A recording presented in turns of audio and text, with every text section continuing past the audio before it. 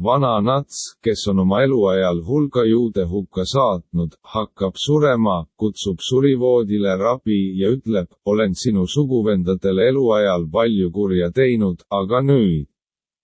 Enne surma tahan juudiks hakata, lõiga mind ümber, rabi mõtleb, siis otsustab, et teeme ära, peale lõigust avab vananats enne surma korraks veel ühe silma ja pomiseb, noh. Kohe saame veel ühest lahti.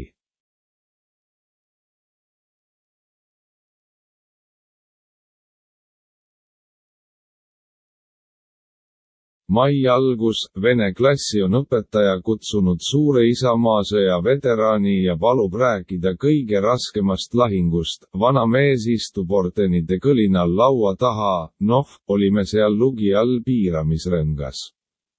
Vasakul, huiak, sakslased, paremal, vajumaad, kah sakslased, aga ees, õpetaja on šokis, kuulge, tegemist ju lastega, mis lastega, juba nii vroo, suured mundris mehed, fašistid.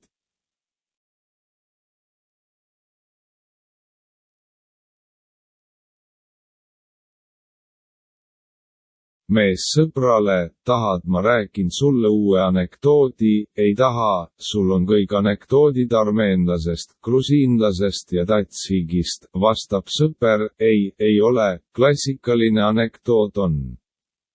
3 neegrist, nii, lase siis tulla, noh kõnnivad tänaval 3 neegrit, armeenlane, grusiinlane ja tatshik.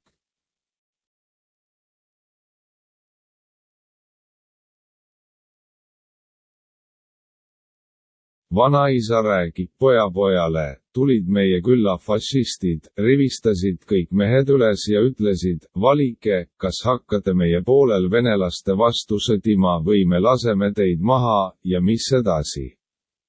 Vanaisa, mis edasi, pojake, maha lasti mind, maha lasti.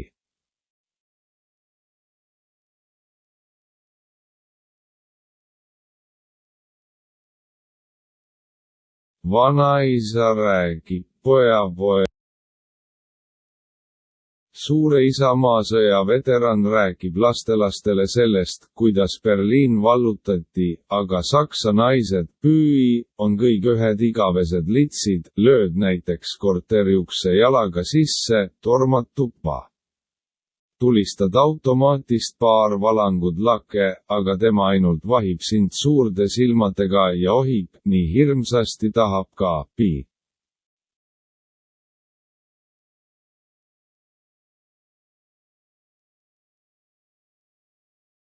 Liikluspolitseinik Ida-Virumaa idapoolses osas tegi protokolli selle eest, et autojuht sõitnud jopes, kerges jopes, täpsustme, et tegemist olnud siiski kerge joopega.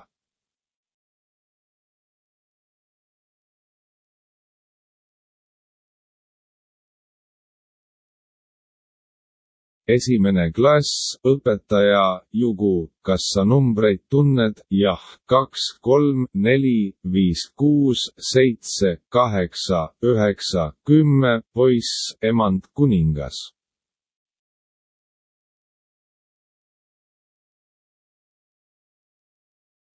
Winking face.